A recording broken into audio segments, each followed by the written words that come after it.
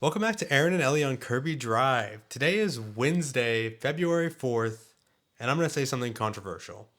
Oh no. I think the Pro Bowl is good, actually. The Pro Bowl is fun. It's always been fun. Mm-hmm. But I'd this year say especially. I'd say even more so now than in the past. I know there's been a big stink online about this isn't the way which is crazy because I saw something. It's the same thing we talk about all the time on this podcast, where I saw some clips from the 2017 Pro Bowl, which I distinctly remember people crying and complaining about, being like, they're not even hitting each other. This sucks. This is the worst Pro Bowl ever. Whenever they played it back when I was 15 and 16, that was peak Pro Bowl. They gave each other concussions. Yeah. And they broke each other's legs. And now that I see people making edits of the Pro Bowl that they said was so bad back then, and they're like, this was peak Pro Bowl. Why can't we have this Pro Bowl back again? Oh my gosh. And so just be aware that in a couple years, the same people will post the same thing about this Pro Bowl that happened today. And say all the crazy things. About how good this was and how whatever's happening in 2033 is actually the worst thing ever. And we need to go back to how it was in 2026. So this is the standard in a few years. Yeah, just understand that. But the rest of us who see through time and recognize patterns and are able to enjoy things in the moment, this is great. Okay? This was fun. I had a really good time watching it. Yeah.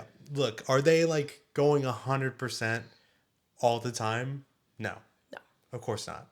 Was Brandon Aubrey out there in the first couple series for some reason and then disappeared the rest of the game? Yes. Yes. But look, the Pro Bowl, I don't know. The thing about this is people always make this argument about these all-star games, these exhibition matches. They're like, we want to see the best in the world play against the best in the world. And it's like, dude, well, they have no incentive to play that hard. Right. They're not getting anything. It's not like a Super Bowl, trophy that you're getting. They still have to go out next season and play fully healthy. Mm-hmm. So they're not going to, bust their butt to go out there and, risk injuring themselves when, there are liabilities to their team that actually means something. Yeah. So it's I wouldn't go crazy. I'd have fun with it, but, not about to risk my career for this game. Yeah. Pads or no pads, you're going to get the same level of intensity. Yeah. No matter what. The thing that changes for me is, in the old Pro Bowl, you had guys with pads on and sometimes they would hit each other. I don't know. Sean Taylor killed that punter one year. Wasn't that awesome? Whenever he just demolished a punter who was just playing an exhibition match in Hawaii and was trying to have a nice vacation. And he just took his head off. Wasn't that awesome? I mean, it's a funny video. It's a great hit. But, look, guys haven't been hitting like that for years. And I don't think they should. Because I don't think they want to. Right. And then on top of that, okay, then what do you have? You just have a bunch of guys muddling around. You have the same camera angles you have in the regular season. You see the game from 1,000 miles away. Mm-hmm. Everybody has helmets on. You can't really tell who's who or what's happening in between plays. It's just another game, except for they're not trying. Mm-hmm. But here, this is the thing. You don't vote for these players because you want to see them play against other good players. Guess what? They do that every week. Right. They will eventually face up with the best players in the league. Mm-hmm. And you'll get to see it on a real competition level. Yeah. But this one's just fun. You get all the guys out there, people who are usually competitors, and some of them, if you're on AFC or if you're on NFC, you join, sides and you, compete together. Yeah. Which can be kind of fun for them. Yeah. I mean, this is the closest thing you're going to get to a game of, NFL Street or, how they used to do, or I'm sure they still do. But, things like Rucker Park or things like that where, professionals go out and have this exhibition match in front of people who are right there on the sidelines, especially now the setup that they have, where it's just a small little area and there's fans right there. Right. And you have every time there's a big play, everybody runs on the field. Micah Parsons drives his scooter onto the field. This is the environment that I thought people liked. Right. Whenever basketball does it, whenever Kobe shows up to Rucker Park, whenever KD goes out there. And the whole community, everybody on the sidelines, whenever a crazy play happens, everybody runs onto the court and they're like, oh my God, this is so crazy. Isn't this so much fun? We're all just having a good time. Yeah. And nobody's going out there hey, Kobe, why aren't you absolutely demolishing this guy why aren't you checking up every single time and putting your hand in his face on every single defensive possession, Right. It's no, because this is Rucker Park and you're just chilling out, Yeah. I'm just he dropped 60 there one time and that was fun for everybody. But again, he's not like, windmill dunking on everybody every possession like I'm sure he probably could. I don't know. I just think this is a time where, like, hey, you vote for your favorite players to make the Pro Bowl. One, to recognize the work that they've done over the season. Right. And then two, so you can see them go out there and have fun. And what fun is it if it's the same experience you have every week where they put their helmets on and they disappear onto a field of 22 other guys. And then they go to the sideline and get replaced by other guys. And then maybe they take their helmet off and you get like a mic'd up session 2 weeks later. Way to go. Whatever. It just seems very like, all right, like, then why bring all these guys here?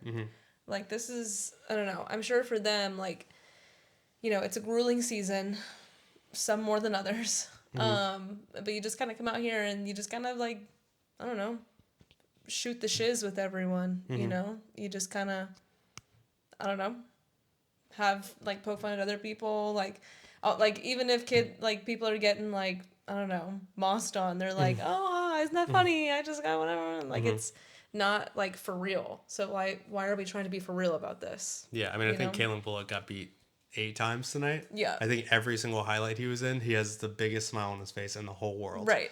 And, like, to me, like, okay, that's fine. Like, I'm not going to be like, oh, man, I really wish Kalen Bullock would have, like, shown off how great he was in this moment. Like, yeah, I wish he would have caught that pick that he dropped later in the game. Because that would have been cool for him and for us to see. Right. But, like... That's it, though. I don't know about you guys. I have a ton of fun watching these guys have fun. Yeah. Like, watching Kalen Bullock and Kamari Lassiter together is pure comedy all the time. The dynamic duo, if you will. Like, just watching them, like, do their social media stuff makes my day. Yeah. Like, and watching them talk about Derek Stingley, calling him... hey, that's AP, though. That's AP, though. That's so funny to me. Yeah. And, like, yeah, it's a Tuesday night. Am I looking for them to be like, yeah, I want to see them matched up on, like, the greatest receiver in the world? Yeah, that'd be great. But guess what? I watched that a lot this season. Yeah. And the time for that to matter is past. Right. Even in the games that matter, like Derek Stingley gets beat by Kayshon Boutte, and it's like, damn, like, I'm sure that felt great for Kayshon Boutte in the moment, but he forgets about who he caught that pass over as soon as the game's over. Right. And, like, nobody's gonna count that against Derek Stingley's permanent record going forward, So, like, yeah, those are great in the moment matchups and everything like that. Where, like, hey, the regular season is about competing and going hard all the time, but, like, the Pro Bowl, when you get down to it, it's a place where you want to see, like, your favorite players show off a little bit, have a little fun. Right. In a situation you don't normally get to see them all the time. Right. Exactly. And I think the players buy into it a lot too. Like, a lot has been said about, hey, the Pro Bowl's a joke. Like, Joe Flacco, Shedeur Sanders, neither of them, like, had, like, they won, like, 6 games combined. And they had, like, 20 touchdowns and, like, 30 interceptions. This is a joke. Nobody, like, CJ Stroud turned down an invite. I don't think we would have wanted him there, guys. Which is a wise decision, I think. I think that was a smart choice for him and for the Texans. It was like, yeah, like, Joe Flacco and Shedeur Sanders are going to the Pro Bowl. This is just garbage. It's like, no, I think maybe it's a quarterback problem. Yeah. Where... Especially in the AFC. Yeah. But, like, like, people who get voted in, oftentimes when a team does poorly, it's placed at the quarterback's feet. And so there's always usually an optics problem with a quarterback who plays poorly in the end of the season, like CJ Stroud, can't exactly go and accept a Pro Bowl nomination. Because it just doesn't look right, Right. But then everybody else, like, outside of injury, I don't think many people turn down their Pro Bowl invites. I don't think so. Everyone out there at every other position, I felt like deserved to be there. Yeah. I thought so. I don't know. I mean, I'm seeing all those guys out there, and I recognize all their names, and, they're playing well. I mean, friggin' Jamar Chase was playing both sides of the field. Like, yeah. I don't know, and he was kind of dominating. Yeah, and some of it. They're just having fun. Like, I mean, like, Micah Parsons, Steve Young before the game was, like, trying to get them to, like, care about it a little bit more than they would otherwise, talking about how, like, oh, yeah, this is going to be an Olympic sport in 2028, like, whenever the Olympic Games come to LA. Like, you guys want to go win a gold medal? Like, you got to show people now that you're going to go win a gold medal. I don't think they're going to do that in this game. I don't think they're going to do that in this game. It's like, when the time comes for that, like, yes, it's going to be cool and it's going to be fun. But, like, And look at like the NBA, like basketball this past Olympics, electric, like incredible. I mean, like obviously they won gold, so like it's gonna be fun either way. But just like historic moments from that. But like that doesn't mean they play any harder in like the NBA version of this, right? Because they put in the time, they put in the practice whenever it matters. Like it's just not the right time for this to matter that way. You know, Yeah. like the Olympics are still 2 years away. They still got 2 full football seasons to play where they very well might lose their spot if they like drop off or injure themselves or whatever. So they got to lock in a little bit before this even has time to mean anything. Yeah. So, Yeah. And I mean, like, the best part about it was it didn't feel like they needed that motivation anyway. Like, no. I mean, we can talk all, like, that's the main thing that people were saying is like, well, guys don't even want to go to this because quarterbacks don't show up. And so you end up with Shador Sanders, who was good in this game. But I mean, like, Micah Parsons was out there in a motorized scooter. He hasn't, I take it he's not walking very much these days by the looks of it. Right. And yet he's out there driving on the field whenever his team makes a big play, like yelling, screaming, like laughing, being so genuine on the sideline, having such a good time. The little camcorder that he has with him, his Doritos in the front basket of Lightning McQueen, his scooter. He has his cleats on in the scooter. Like, he's having such a good time. Yeah. And if that doesn't show you that, like, these guys want to be there and they enjoy doing this, because that's the thing is like, wow, like, this sucks for everybody. No, the players love this. I think they like it. They're having the time of their lives out there. Yeah. So, like, everyone's smiling. yeah, I don't know. Like, you know, getting to spend a week out there and having, like, a nice, like, you know, competitive, but still, like, you know, hey, let's understand that, like, we all got to be healthy at the end of this game thing. Right. I think is good. I don't know what else you want. Because I think you need to stop lying to yourself if you think there's ever, and the NBA does this all the time, where they keep trying to, like, there is this perfect combination of rules and settings that will make this a competitive, best of the best death match that we want it to be. We just need to get the right system in place. It's like, no, that's never going to happen. Yeah. Never. Yeah. Because these guys, the thing that separates them from just like guys who can run really fast is the motor that they have inside of them. Yeah. And they're just not going to turn it on in the Pro Bowl. No. No. Would you? If you were in these situations, like, put yourself in their shoes, genuinely. Well, if you say that, you're going to get a bunch of guys who played 2A ball who are like, yeah, I would every second. I would do it. Every second matters. Every play is so huge. It's so huge. Never give up, never what? Whatever. Yeah. But, yeah, so, sorry. Question redacted. Yeah. The responses are closed. Yeah, I don't know. I mean, it's just, you can tell that they want to be there, and that is fun. And it's so much fun to watch Michael Parsons, like, drive around. That was so much fun. That was so funny to watch him drive around on the scooter. And then they didn't let him play. He was going to play the last drive that literally didn't mean a thing. They just kneeled the ball. Like, you could have just let him be out there on his scooter. They had a flag, like, whatever. He was just going to blitz the quarterback. Like, yeah. Let him go out there and do it. But no, that was so funny. In that respect, I did feel a little bit bad. The one person I did feel a little bit bad for was the referees. Because I feel like the NFL wanted it both ways. Or either that or they failed to understand what we've been saying for the past 20 minutes. Is that it was never going to be that serious. Mm-hmm. But they also wanted to, like, display it as, like, we haven't had that in a long time, Kirby. You're usually so good now. Wow, Kirby. She just wanted to let y'all know that she's still here. But yeah, the NFL wanted to, like, have this fun game, but at the same time, genuinely prepare people for LA 28, flag football, grow their brand of NFL flag. Right. And have people sign up to play the sport with the rules that they've set. And so they hired and brought in, like, official, like, NFL flag referees. But then it's kind of like, I don't know if they would have necessarily signed up if you'd have told them that, like, the announcers are going to be like, we don't know fucking rules. Like, like, only one of these guys that was commentating knew the rules. The rest of them were like, what? I mean, like, to Jason Kelsey's credit, he was like, no, the ref does know. Yeah. Like, I side with the ref on this one, like, giving them a little bit of respect and credit, which is nice. But then, like, Michael Parsons wants to come in, and the ref's like, look, you can't. This is not in the rules. And they're like, oh, come on. Like, it doesn't really matter. But then it's like, okay, well, then why did you bring an official ref in to, like, you know what I mean? If this is not going to matter this way, then, like, You couldn't really have it both ways. And so it just puts the ref in an awkward position. Because, like, you know, they were trying their hardest to do this the way that it was, like, meant to be called.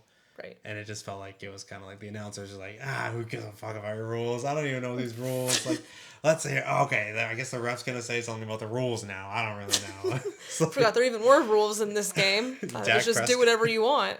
Dak Prescott started yelling at the ref at one point, which I thought was funny. Shador had to of all people, had to come out and be like, "Hey man, chill. Yeah. Let's back up. Oh, yeah. So I don't know. I felt a little bit bad for the refs, but you know, I'm sure like they appreciated getting like a global spotlight too. So yeah, I don't know. I don't know, but it was fun. It was a good game. Jamar Chase, like you said, he was having a lot of fun, doing really well. Had like a pick six. I know, that was on defense. It was one-handed too. That was such a grab. And then he blew the game. He blew it. Absolutely blew it. On the other hand, he had like a drop on 4th down and goal that would have been a touchdown to take the lead against the NFC, and then dropped another pass that turned into an interception when the AFC was down 8. That basically lost them the game. And it's just like, Jamar, what are we doing? Lock in. Yeah, the AFC lost, guys. It's over. It's so over. Yeah, I guess the final score, NFC 66, AFC 52. Yeah, Jamar blew it. He should be embarrassed. Yeah, absolutely put to shame. Put him on. He's a free agent next. Just forget his contract. Free agent. Yeah. Film study's going to be rough this week for Jamar Chase. Oh, yeah. I mean, on top of that, like, I don't know. There was a one moment right before half where we were like, it was funny because there was like a scrum on the field whenever Cortland Sutton went to go score that touchdown to the pylon. Oh my gosh. And allegedly Cooper DeJean pulled his flag right before he got the pylon. That's bullshit and they know it. Yeah.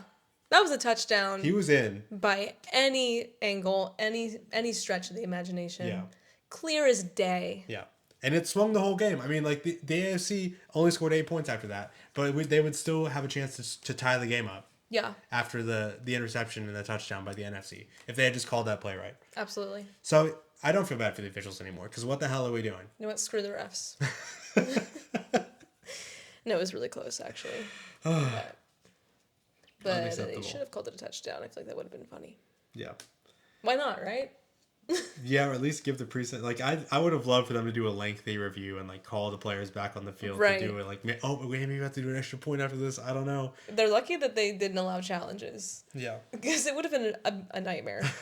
It would have been a mess. My other favorite things in this game were that, like, half the time that the AFC was on defense, it was literally just, like, the Texans' defense out there. I mean, represent H-Town. But, yeah, I think at one point it was literally all of our defensive guys out there. Mm-hmm. Like, Aziz, Will, Kamari, Kalen, and Derek Stingley out there as well, yeah. They were just literally everyone out there. Like, all right, guys, which one are we running? Oh, it's just so funny. Yeah, it was great. Will Anderson got robbed of a sack. I know. I thought he had, who was it? Was it Jahmyr Gibbs? Somebody. I thought he had him down. No, literally. And I feel like he did. Yeah. Aziz Al-Shahir. Oh my gosh. He kind of forgot where he was. He kind of forgot the game that he was playing for 2 seconds because in the playback you can very clearly see that he's not at all going for the flag. I think it was Jahmyr Gibbs. He's punching the ball out, and that's what he's coached to do, and he got the ball out. He did get the ball out. He also tackled in all whatever in the realm of flag football, tackled the mess out of Jahmyr Gibbs. It was clean, and that was hilarious. It's just so funny that like you're just like, oh gosh, what happened? Like it was bound to happen at one point, right? Like someone getting like knocked into or shoved or whatever. But of course it was Aziz. But of course it was Aziz, who always gets called a dirty player and too aggressive and whatever. But he forgot where he was for a second. He was like, oh shoot, and then just like locked in and like just went for it. And then you could tell like when he was mid tackle, he was like, wait, I'm not tackling. Yeah. So Don't run over the middle. I mean, Get don't off, do it. get off the tracks when the train's coming through. That's all we have to say to you, Jimmer Yeah. Gibbs. Sorry. But it was funny. That was And so you know funny. what? That's our guy. That's our guy right there. No, I love that. That was hilarious. That was awesome. Nico Collins, balled out of control. That's a touchdown for the Texans right there, baby. I feel like Shador Sanders was looking his way all the time. Mm-hmm. I remember Nico Collins scored that touchdown, and then Shador Sanders held up someone else's hand and made them do the perfect timing. Yeah. That was so funny. That was hilarious. See, stuff like that is just so, like, you don't see that on the field because, like, everything matters during the regular season. Mm-hmm. But, like, this is just fun. Like, they're able to, like, have fun with each other. The guy who's, like, watching, who's holding up is from the NFC. So it's like, he was like, what are you doing? But it was just so funny. Yeah. Anything else you remember from this game? Because I have a bunch, but we can. Jason Kelsey was a good commentator. Yeah, did he go away in the second half? I don't know what happened. I don't think I heard him in the second Really? half, but maybe I wasn't paying attention. I don't know. I think he was there. But yeah, he lost his mind whenever they took Garrett Bowles' extra point off the table. Mm-hmm. That was crazy. That's when he was like... That he checked himself, yeah. Right, he was like, oh, the ref is for sure right, correct, yes, yeah. But he, like, lost it for a second. That's when I was like, who are these commentators? And then they went to the booth and showed them. I was like, oh, it's Jason Kelsey. And Scott Van Pelt and... I don't know who else. I know him, but I don't know him. Yeah. Yeah, but that was funny. That was really funny. Yeah, Joe Burrow sweating super hard on that pitchback that he Bro. had. He just took off running so fast. He really did. Which, honestly, that was kind of fun to see. Yeah. You had to have one of those in there. He needed that. With the season he had, he needed that. Yeah, I think it was really, really funny when they were announcing the players that, like, first of all, yeah, when the Texans came out, they were announcing, like, okay, from this team, this player, whatever. From this team, this player. Then, like, from the Houston Texans, we have Kamari Lassiter, Derek Stingley, Kalen Bullock. Yeah. Okay, now from this team, we Yeah. have... It's like, what can we say? What can we say? But then they announced the quarterbacks for the AFC. Oh my gosh, yeah. And it's so funny to me that it's Joe Burrow, Joe Flacco, and Shador Sanders. And that the Bengals and Browns both had 2 Pro Bowl quarterbacks in this game. Yeah. And they both missed the playoffs. Yeah, that's just a little catastrophic. It's like, oh, we're just having an AFC North off here? Or, Yeah. I don't know. It was funny, though. I was like, this is the best we got, guys. Mm-hmm. It's the best we got. But, I mean, like, Joe Burrow's good. Yeah. She gets hurt all the freaking time. Mm-hmm. I like Shador Sanders. And, like, Joe Flacco has saved so many teams from, like, utter despair. Yeah. I mean, So he many did not seasons. do good this season, but I'm very interested because I know CJ Stroud turned down his invite. I thought I heard someone else did too. I mean, Josh Allen was hurt. Yeah. Yeah, he's hurt. I don't know. Lamar probably managing an injury right now. Yeah. Patrick Mahomes hurt. Yeah. Justin Herbert probably just didn't want to be there. Yeah, probably not. I don't know. Or maybe he didn't get any votes. I have no idea. There's no Chargers fans, so. Ugh, this is totally off topic, but I was scrolling through Instagram and someone had like a CJ Stroud rookie highlights, like video. It just brought me back to better times. They were all like freaking not airballs. They were all just like sending it to the moon. Yeah. Balls, either to like Nico or Tank.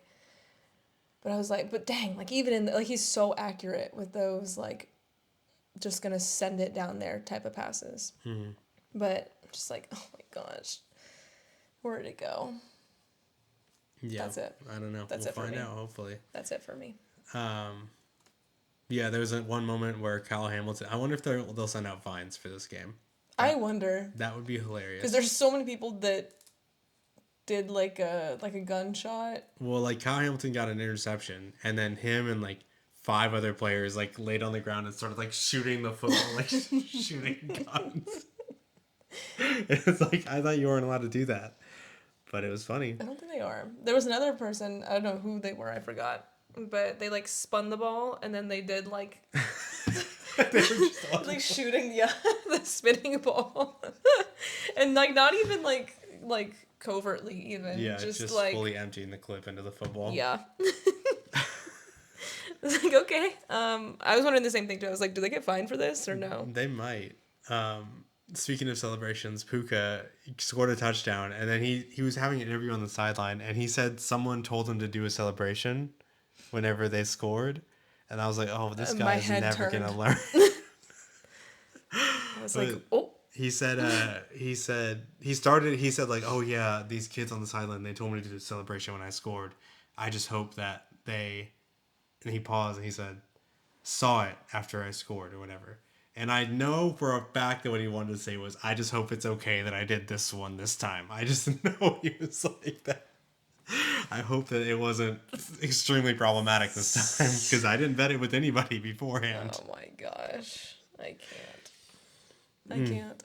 Yeah, my head turned real quick when I heard that. I was like, Puka celebrations?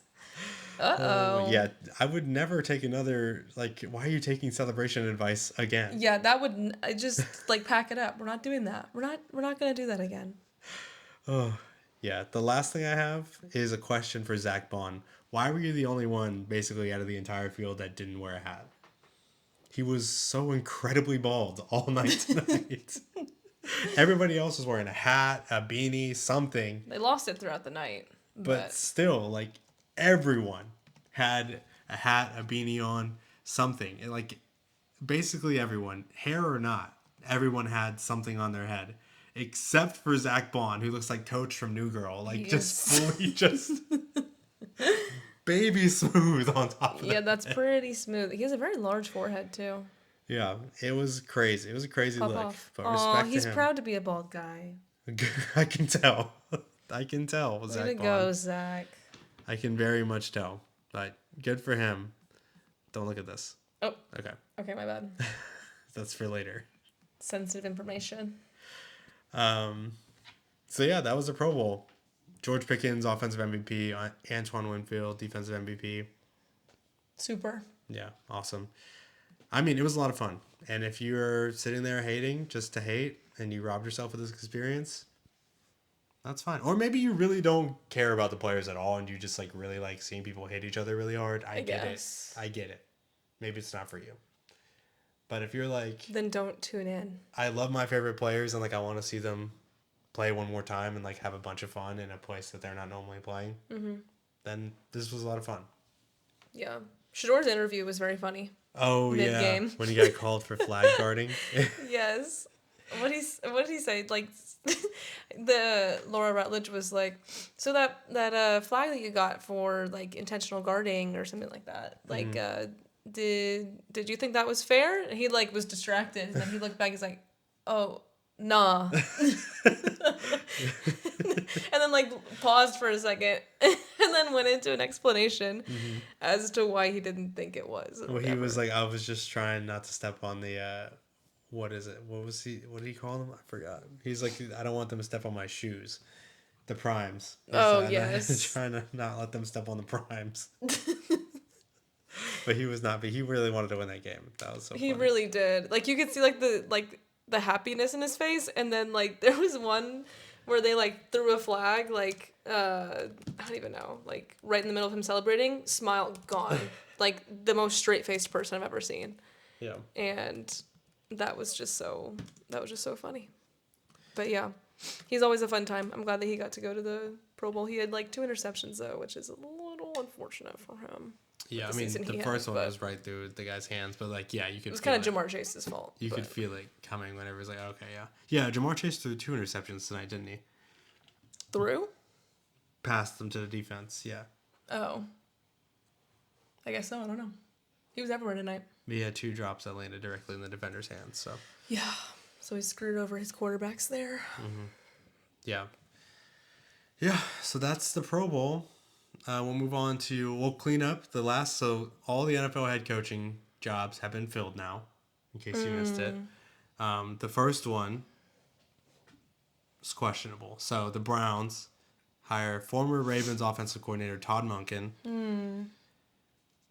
The Ravens have had good offenses in the past. Like Lamar Jackson was all pro 2023 and 2024 with Todd Monken at the helm. But allegedly, it's been reported that the Ravens fired Harbaugh. The reason that they fired him this season was because he refused to relieve Todd Monken of his duties. So the Ravens really wanted Todd Monken gone this season. Mm-hmm. And now the Browns have hired him as their head coach.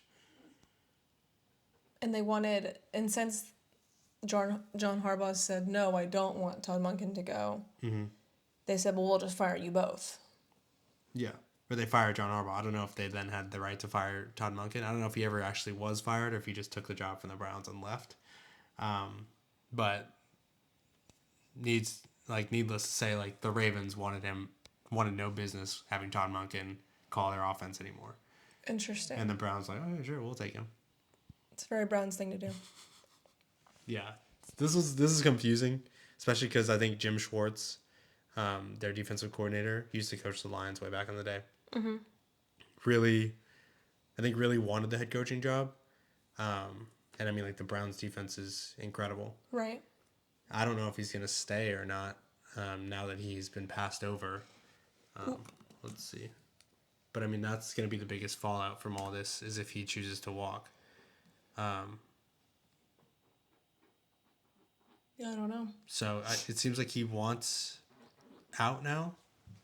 But I don't know if he's going to have somewhere to go or not. So I don't know. It seems like there's still a lot of questions to be answered in Cleveland. And I think if you end up hiring a head coach, the one thing you can't, like if you're the Browns in hiring a head coach, the one thing you can't have happen is that to cause your defense to suffer at all. Because that's the one good part of your team. Yeah. And now you have like a defensive coordinator who's led that unit, who's very upset about your head coach hire. Yeah. So, I mean, what are you doing? I couldn't tell you. I don't know. No. They're a mess. Yeah. The Raiders hired Seahawks offensive coordinator Clint Kubiak. Ooh. I don't know how the Raiders of all teams managed one of the best hires of the cycle, even though I think they were like the second to last team to hire somebody. Yeah, that's a great hire for them. For anyone, really. Dang. Yeah. What the heck? Why did no one else want him? Did they just sweet talk him away from the Seahawks? Well, I think that like... And before the Super Bowl week, too? Yeah, I mean, well, he'll still coach the Super Bowl, Well, I yes. imagine. But yeah, I don't know. I don't know how this was the most appealing offer for him. Maybe the fact that he has Ashton Genty and Brock Bowers to work with long term is appealing. yeah. The chance to draft the number 1 overall quarterback. Right. I mean, it's not a terrible setup. You just have to build an offensive line before you get to do anything close to what you were doing in Seattle is the problem. I mean, if they get Fernando Mendoza, that's not a bad place to start, but you got to have a lot more help. Yeah. In all the other spots, too, so... I think Clint Kubiak's biggest success, like the reason why he's getting head coaching jobs, one, because like Seattle offense was just good, and like Jackson Smith-Njigba was the best receiver in the league. Mm-hmm. But more than anything, I think the fact that like he had Sam Darnold and he took him to a Super Bowl is like, okay, yeah, like you can fix any offense. Right. Like you could do whatever, you know? The problem is that, yeah, you hit on your draft picks in Gray Zabel and Charles Cross and all these great offensive linemen in Seattle, and you just have like one of the best units in the league. Right. And that allows you to give Sam Darnold the time he needs to make decisions that he needs to make, you know? Right. I don't think you're going to get that in Vegas, but... Not right now. I don't know. I think it's a good hire. I think it's the best thing you could do. Oh, for sure. Because if him and Fernando Mendoza work out together, like Fernando Mendoza is never going to need to change the playbook he works with. He's just set for life. Yeah. So. He's a Raider. Mm-hmm. And then the Cardinals, I don't know. I mean, they were the last ones to hire somebody. They just had to hire someone. They hired Mike LaFleur, who is Matt LaFleur's brother. Didn't know he had a brother. I only knew it from Pardon My Take. They mentioned him during when the Packers and Bears faced off. Yeah. And then the Bears faced off against the Rams. So I guess he was he with the Rams? Yes, he was the Rams offensive coordinator. Right. They were like, oh yeah, like payback, whatever. I don't even know. But yeah, I didn't even know that he had a brother. Mm-hmm. Yeah, I don't think that he's a bad offensive coordinator, right? The Rams offense was pretty good at times this year. Right. I think it helps you have Matthew Stafford and Puka Nacua. Sure. You're definitely not going to have that in Arizona. No. I mean, you have Trey McBride, so that's a start, and they were really big on using tight ends in the Rams passing game. So that's probably one of the main reasons why they chose to go with them. Yeah. I think the biggest problem with that is that, look, like, he was not calling the plays. Sean McVay was. So it's yet to be seen if he's actually going to be doing that in Arizona. Yeah. Or if he's going to hire an offensive coordinator to do that for him. I don't know. If he has the stuff to call the plays, who knows? The one thing I did hear was that, like, his passing game coordinator and, like, head offensive assistant or whatever was, like, actually the hotter name in the coaching search. I don't know how he didn't get the job over him, but it seemed like people were higher on the guy below him than him, which makes you wonder why he's below him. But then you're like, okay, well, it's the floor. And then he still gets even further promoted above this guy who people thought was doing a better job than he was. So, Yeah. I don't know. Interesting. So, I mean, hey. I mean, the Cardinals are a mess. It's going to be bad forever in Arizona. I just don't see anything getting super better anytime super soon.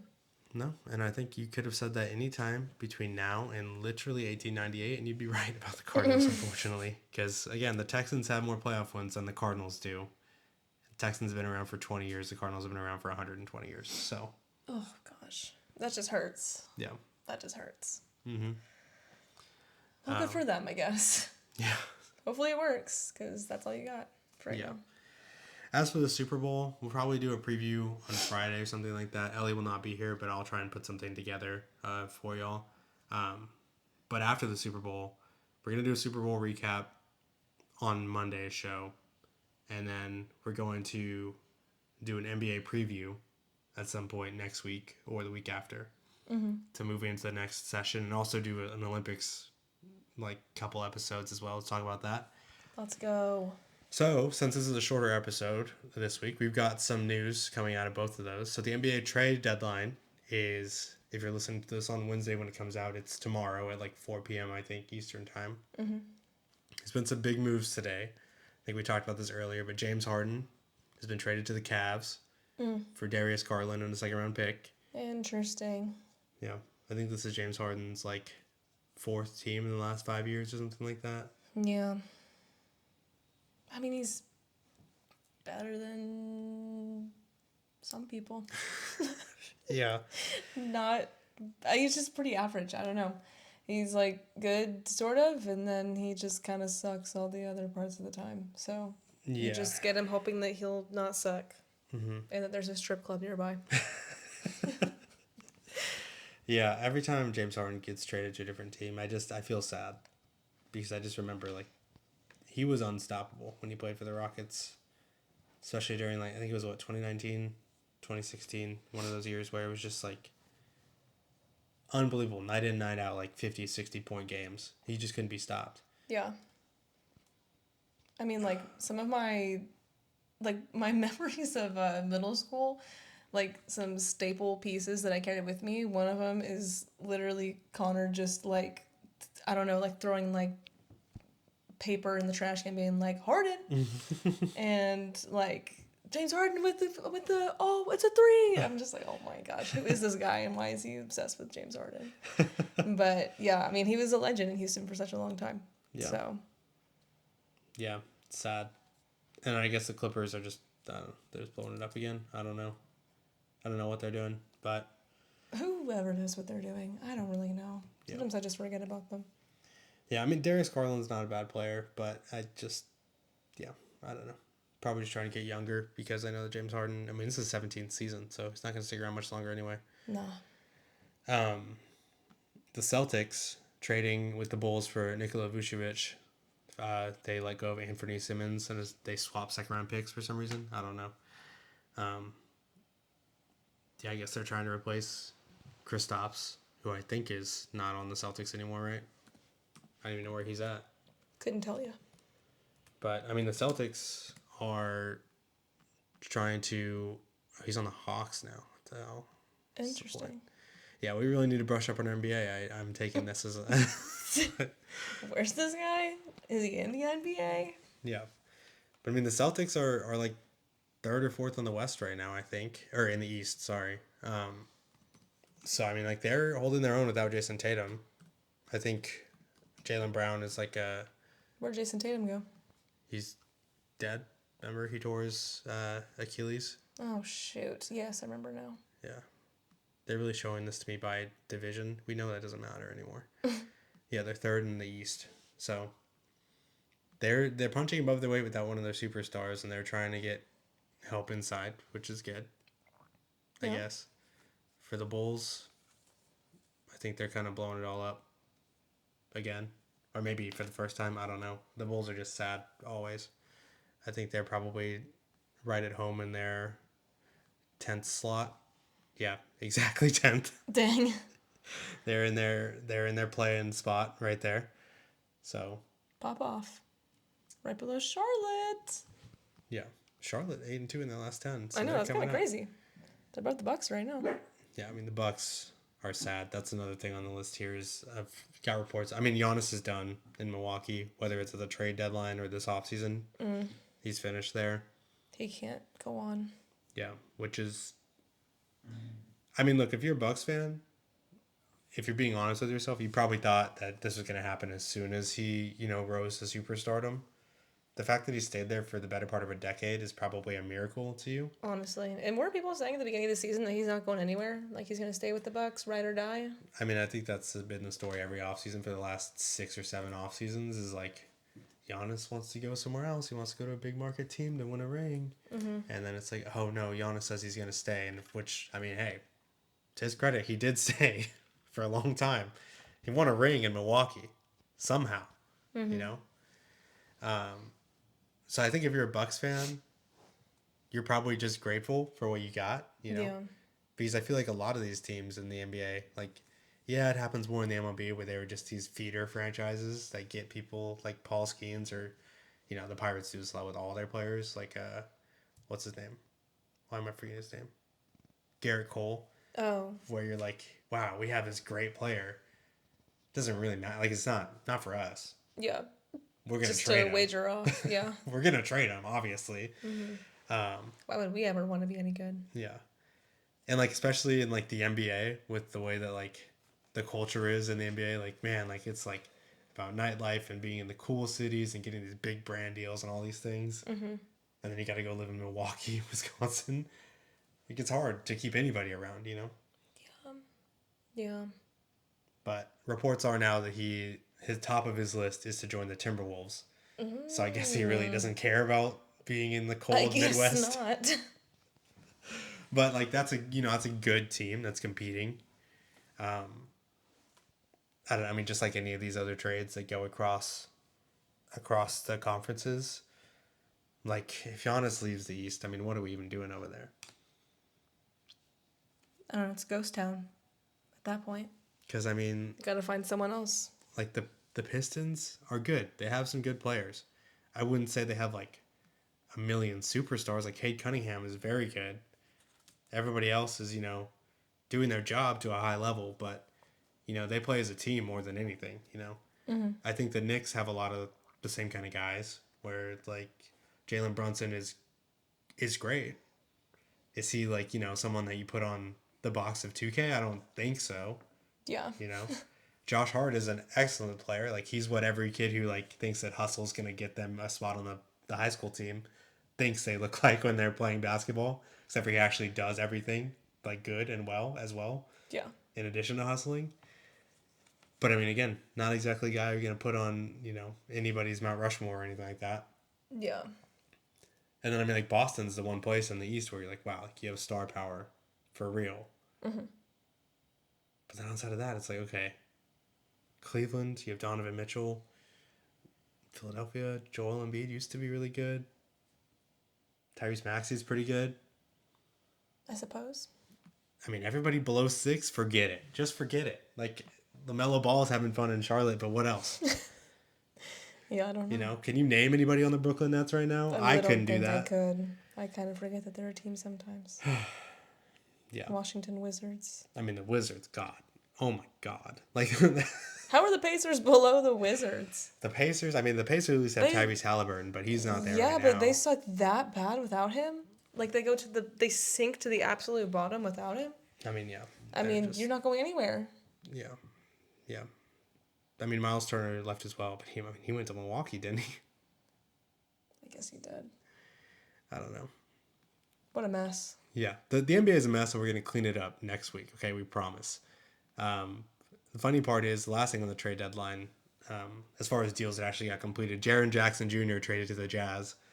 We were talking about the Grizzlies just running out an atrocious lineup last time. Like, I think we were watching them, Tuesday? Against they were playing the Memphis. Timberwolves. Yeah, no, yeah. And it was like, wow, this is a really bad lineup. And then they trade their one all-star. And now I don't even want to know. They traded Jock Landale, who started that game too. So it's like, That's the last game they're winning. This is the game that they won. They somehow beat the Timberwolves. yeah, I don't know. I don't know. They had good games and I bad mean, games, I shoot, guess. that was the same night that the Pacers almost beat the Rockets. So it's like That is true. two bottom feeder teams were punching above their weight that night. I don't I know. know what is happening. But yeah, I mean, like they got 3 first-round picks, and they swapped like 4 players each, most of which will not ever be meaning. Like there's some valuable role players in there, but not anybody I can name. So like if you're a casual NBA fan, you probably don't know a ton of them. I don't know. Like some of them had like Kyle Anderson. I remember he used to play for the Spurs a couple years ago. I remember him famously being like the slowest player in the NBA. That's all that I remember about him. He's Not still a good anything. player, but just very slow. But I think the Grizzlies are just trying to like really just burn it all down, all the way down. Yeah. To the bottom, to the core. And I think if John Morant didn't have weapons issues and also injury issues, I think he would have been shipped out too. Well, I mean, saw, he's still with Memphis, right? yeah, but he's last man standing. He's Will Smith in the Fresh Prince in the empty Oh my house, where he's gosh. just looking around and nobody's there. But he wasn't playing, Yeah, was he? no, he's not playing. Because of what punishment? Injury? Is he injured? I think he's injured right now, and I think that's the only reason why he's still in Memphis right now. I heard rumors earlier this year that the Rockets were going to try and trade for him, which I don't know about that. I don't know. I don't know. I If mean, he's injured all the time, then I don't really want him. yeah, I'm not sure. The one thing I do know is that the Rockets need to get active between now and tomorrow when you're listening to this, because they are just watching them play offense is a lot of fun sometimes, because they are mainly watching the Rockets is fun because they're stifling on defense and on the offensive glass. They just outwork everybody they play. But a lot of times, and I think the Pacers broadcaster said this whenever we're watching the game, but their best offense half the time is an offensive rebound to a 3. Yeah. Other than that, it's just, I don't know. I feel like half the possessions we have, it's Alperen Şengün out on the elbow, just kind of like spinning in place, like hoping for somebody to come get the ball from him. And then they try and set 1,000 screens and it doesn't work, and then they end up, Amin Thompson can't shoot from outside, and so he just ends up shooting like a really awkward like 6-foot fadeaway, and Yeah. it clanks off the side of the rim, and it's like, okay, what are we doing? Yeah, it's frustrating to watch. Especially whenever KD's not out there, like he wasn't whenever we played the Pacers. It's just like nobody knows how to handle the ball.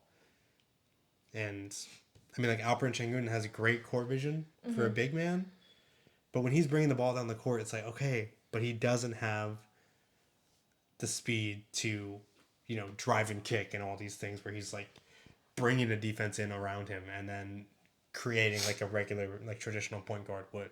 Yeah. They need someone who knows how to run an offense and can do it in the half court, not just like hoping for turnovers and offensive rebounds out to threes and, fast break points. So I think, Deli just knocked down Ellie's sewing ball. So I hope she doesn't get poked by all the needles. Yeah. That'll be fun. But I think the Bulls were talking about trading Kobe White, who I think would fit in. I don't know. My other hope is that Fred Van Vliet comes back, Yeah. but I don't know. I mean, he tore an ACL. That's going to take forever. So we're going to do our NBA preview next weekend. Ellie's going to watch a lot more NBA. She's going to get into it. I will have to. If I want to know what I'm talking about. Last thing is the Olympics are coming up. I think they start on the 6th.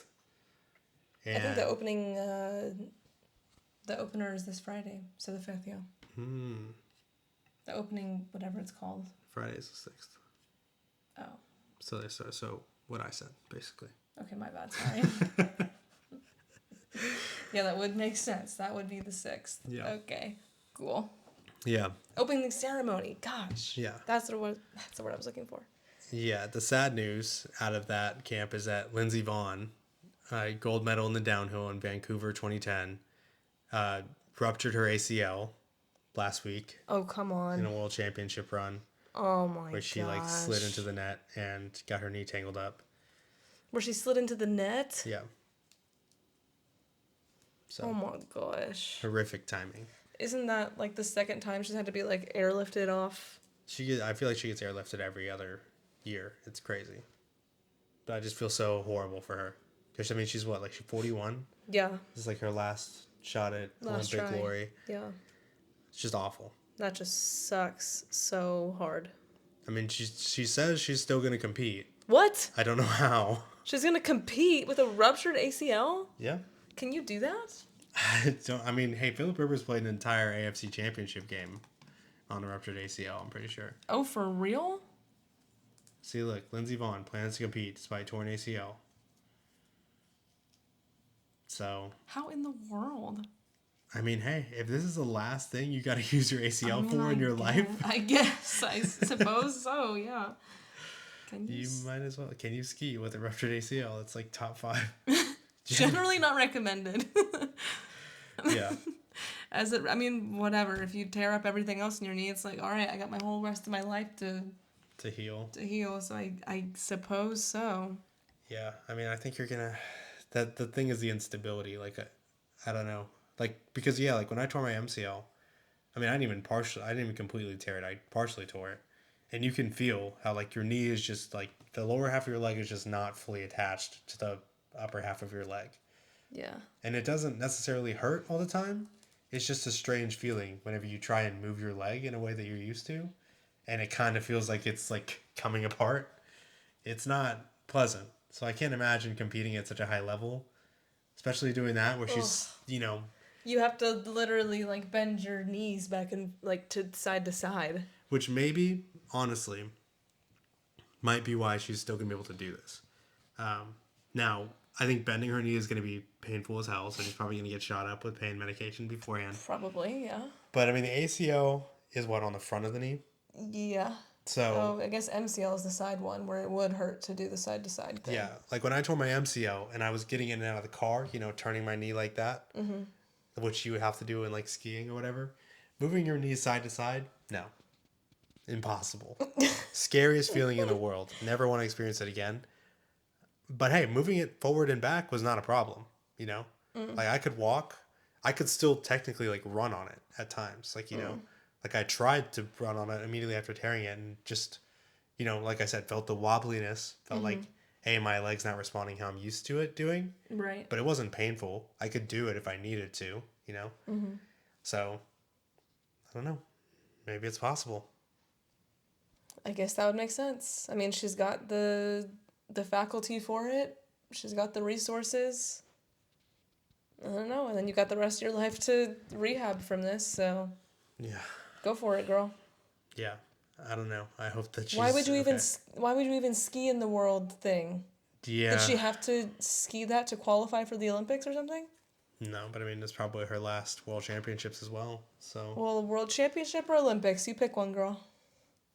I actually don't know what the significance is for those things. I feel like me as a civilian, I would love a gold medal more than a World Championship. Right. But That is a World Championship. But I think like the World Championships is more. I don't know. That's like your bread and butter as a professional skier. I know that happens like every year. So I don't know. I have no idea. I'll look it up. Hold on. So yeah, I don't know. I feel bad for her. Hoping that she can pull through and do this thing, because if she can, it would be a miracle. Winning gold for the first time in 16 years after tearing your ACL a week before the Olympics. Yeah, the according to AI Overview, Google Gemini, so take this with a grain of salt. The Olympics are generally considered more prestigious and important than world championships due to their rarity, Mm-hmm. massive global viewership, and unique cultural significance. Yeah. Yeah, I don't know. The pinnacle of achievement is the Olympics, which I mean, like, whatever. If you told me, like, this person has so and so world championships, this many world championships, and, like, and they have no Olympic medals or anything, you would look at that and be like, oh, that's why they're here, Mm-hmm. to, like, get the big one, Yeah. to get the Olympic medal. Mm-hmm. Because, like, that to me has more prestige. Yeah, and I think she has one. I think she was like the record holder for most world championships ever won in alpine skiing before she got hurt the first time. Mm-hmm. Or not the first time, but like, hurt more recently. Famously. Yeah. Yes. Also, was she the one in the commercial with Scarlett Johansson? Yes. Where Scarlett Johansson was like Yes. pretending like her injuries in the new Jurassic World movie Yes. were like actually happened to her. Mm-hmm. And then she's like, yeah, these actual life-changing events actually happened to me. Correct. Why did she agree to do that? I don't know. Why did either one of them agree to do that? Yeah. I can't imagine either one of them felt great about it, Well, like Lindsey Vonn's like, all right, look, like these are. I'm not gonna sit here and pretend like your character had the same struggles as I did. Like maybe you're being a good sport, but like why? Yeah, like I get that's the joke, right? Mm-hmm. It's like, oh, hee hee ha ha, like I had the same, but we all know I really didn't have the same experience as Lindsey Vonn. Yeah. But it's like, why? Why are you trivializing Like this at all? I can remember as a little kid, like her having the traumatic injury that she had at the Olympics. I don't know. I'm pretty sure. I don't know. I could be wrong, but it was in some competition that she had. But remember, it was like huge that it had happened, and like everyone was devastated. Mm-hmm. So to see that, and like Scarlett Johansson, I haven't even seen your movie. I forgot that it even came out. So Yeah. like, and why would she be like, you want me to compare a character? You want me to compare a character that I played in a movie? Where the stunt double did basically probably all of my stunts. Yeah, and where I probably already felt like I was selling out a little bit. And you want me to go ahead and tell that to her face that like those are the same thing? Even as a joke. Even for a bit, I feel weird about that. But I mean, I don't know. Maybe the check was huge. Maybe that's showbiz. Yeah, maybe that's showbiz. So, I don't know. Well, that's our Olympics preview. We'll get more into that as the games begin. I'm so excited for ice skating. Okay, so the last thing that I have to show you. This is emergency. Emergency. You can see this. I got this on my timeline a minute before we started to record. I did see that. So what we're looking at now is CJ Stroud has reportedly cut his hair. His locks are gone. Someone says, "Hell yeah, John Legend." That should give you an idea of what he looks like. Dang, his hair was long. Yeah, thoughts on the new haircut. I mean, if this is what it takes to like channel a new self, I'm so for. I'll shave my head. If this is what it takes for him to kind of like lock into his mojo a little bit. Yeah. I mean, he doesn't look bad. He just looks like a normal dude now.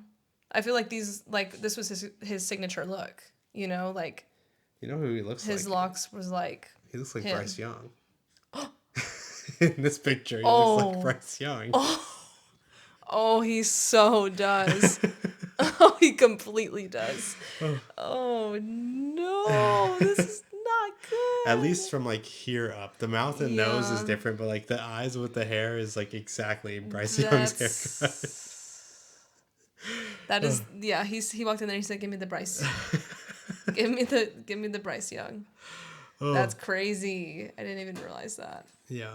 I mean, good for him. Whatever.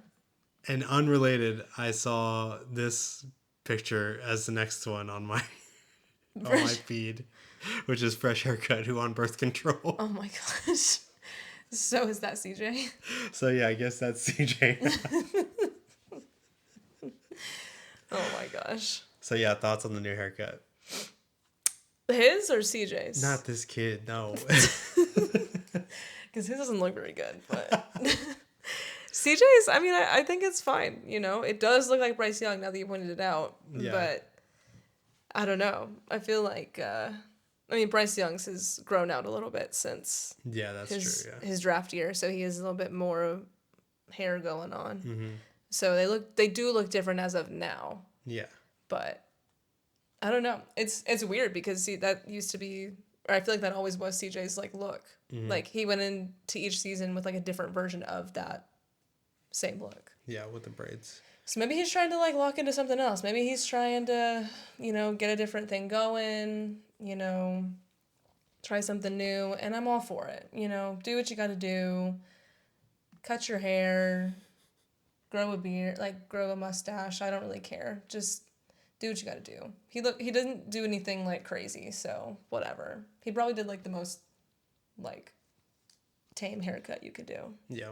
So, it's a good haircut. Mm-hmm. Good job, CJ. Way to take steps in your off season. Yeah. Yeah. Okay. So with that, we're gonna go ahead and call it on this Pro Bowl edition of Aaron and Ellie on Kirby Drive. Yeah, we're gonna try and set up something prior to the Super Bowl, and then we'll come out with the recap after that. Well, by this time next week, we'll know who is world champion for this NFL season. So that'll be exciting. But, tune in. Yeah. Thank you so much for listening. This has been Aaron and Ellie on Kirby Drive. I've been Aaron. I've been Ellie. And we'll see you next week.